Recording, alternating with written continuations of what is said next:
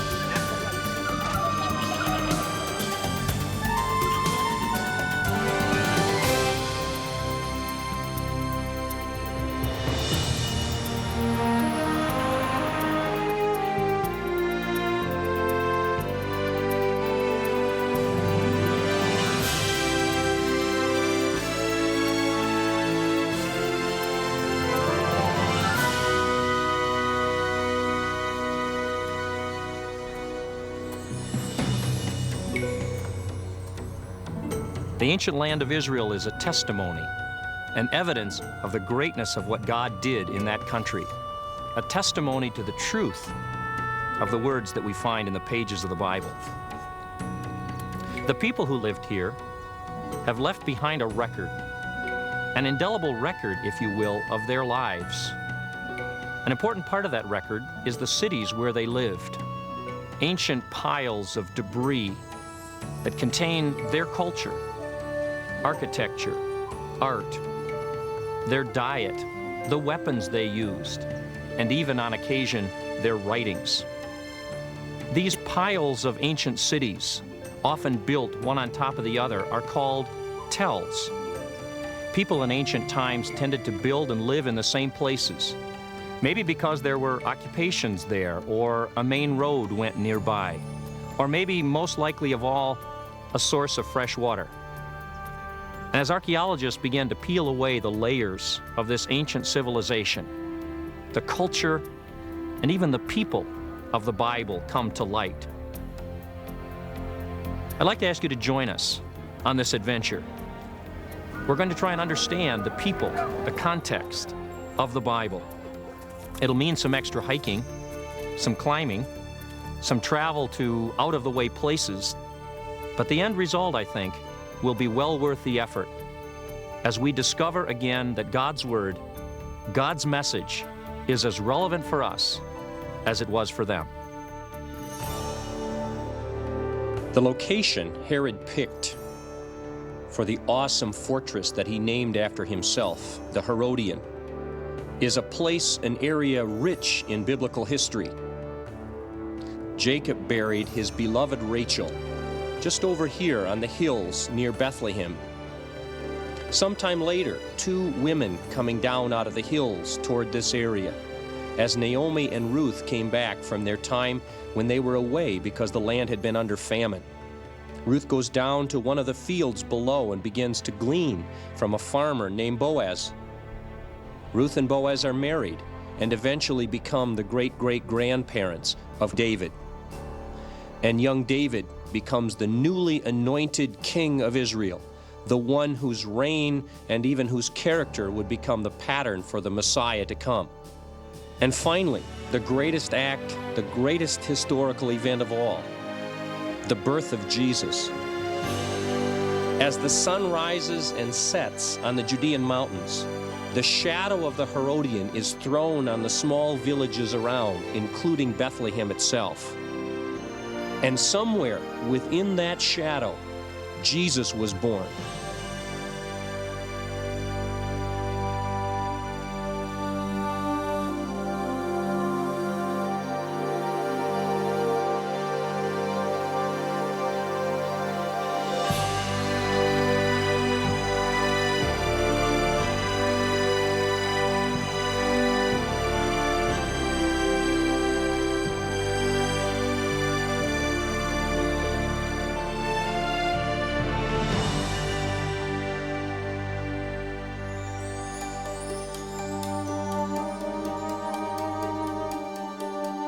The palace fortress that Herod built here was the third largest in the entire world at the time, and certainly one of the most glorious. It's divided into an upper and a lower palace, covering more than 45 acres of territory. The upper palace can be seen for miles. Around the outside, double walls about 15 feet apart, and between those two walls, the chambers and rooms that were necessary for all of his servants and palace staff. On each of the four sides of that upper fortress, a tower several stories high. In these towers were the rooms for the royal family and the government officials. And on the east, the greatest tower of all, more than 100 feet high, where Herod and his own family could live and catch the breezes from the Mediterranean on hot summer days.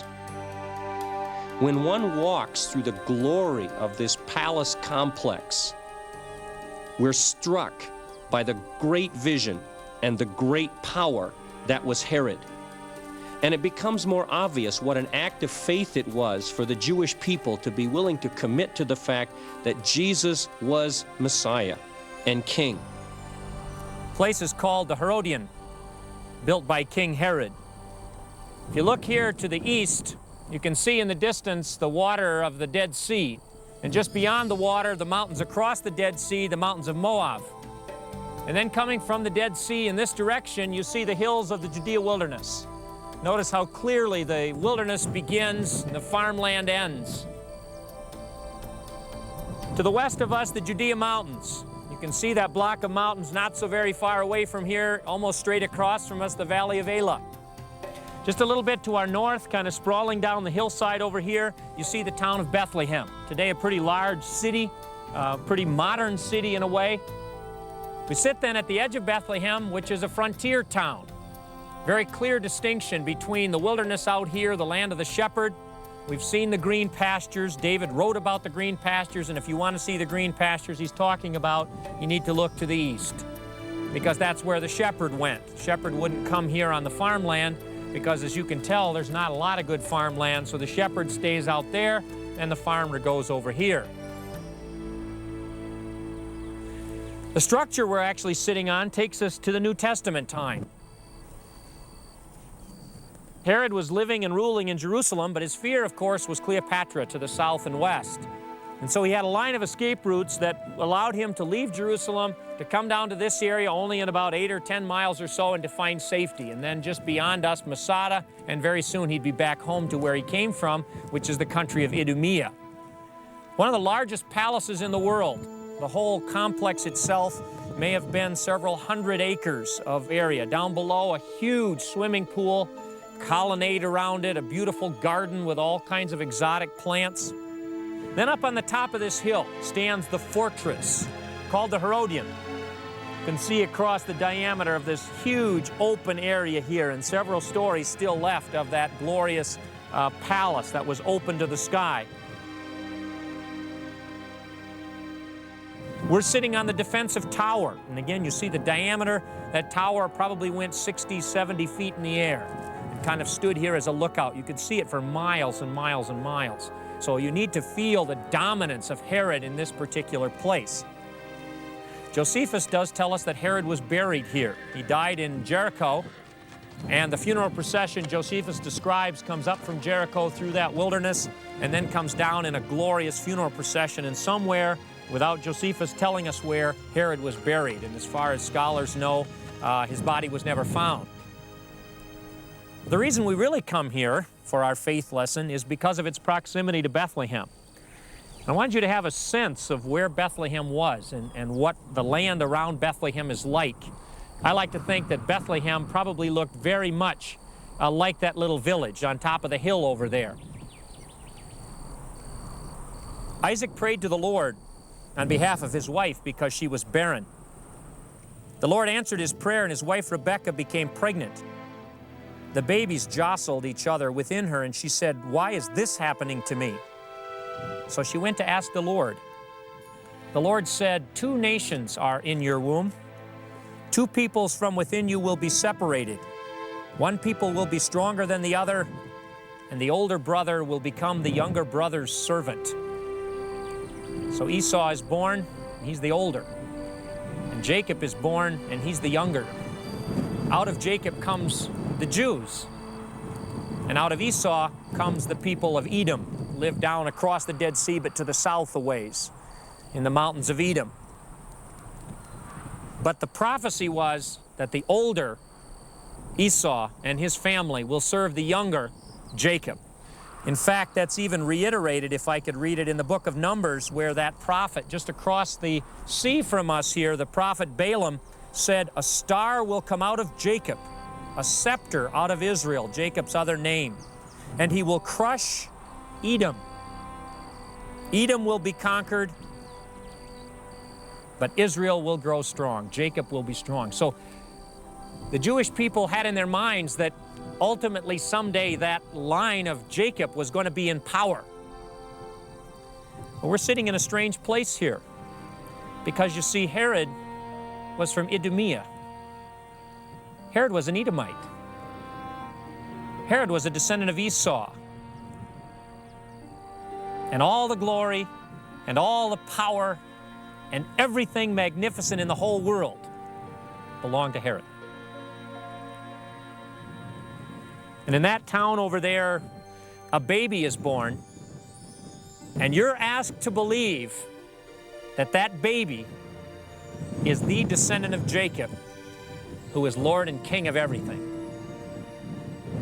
I want you to look at where you are, because this whole countryside and every town and village and every place in it is dominated by what stands right here.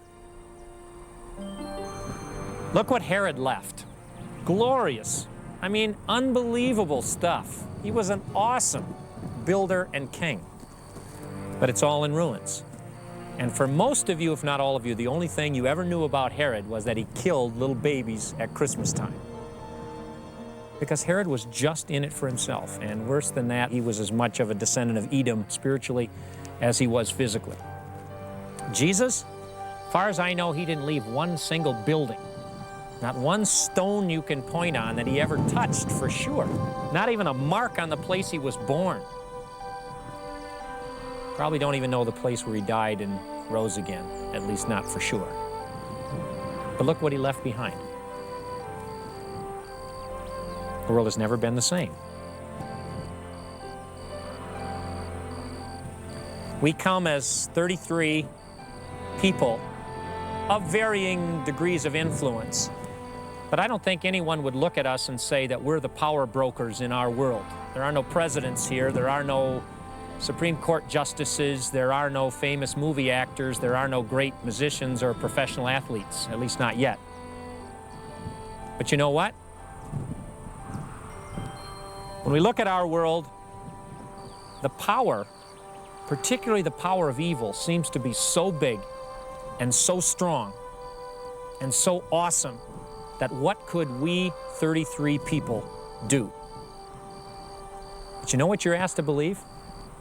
That no matter what it looks like out there, no matter how big Hollywood looks, no matter how powerful Wall Street looks, no matter how evil pornography seems, no matter how undefeatable hunger and racism and AIDS appear to be, Jesus Christ is King. It's not Herod, it's not the devil, it's not evil, it's God.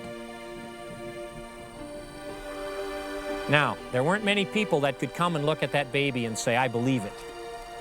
Now, the question that I have for you and that I have to answer for myself is, do you dare to live as if God is stronger than the evil we face in our own lives and in our own culture? Do you dare to live as if the power we have with us is greater than any power in anything you face in your life that's against you? And I maintain we haven't lived that way. I maintain we've lived as if Herod, or the modern Herod, meaning the evil power of today, is really the stronger. And so we've gone to our convents and our monasteries and we've said evil is too big, too strong. God is not big enough, strong enough to do what we want him to do. People, this palace, this fort right here says no matter what it looks like, no matter how strong it seems, no matter how glorious it is, It's the baby in the manger that's Lord of heaven and earth. And so Matthew the Jew starts his gospel story about Jesus with these incredible words. In the days of Herod the king,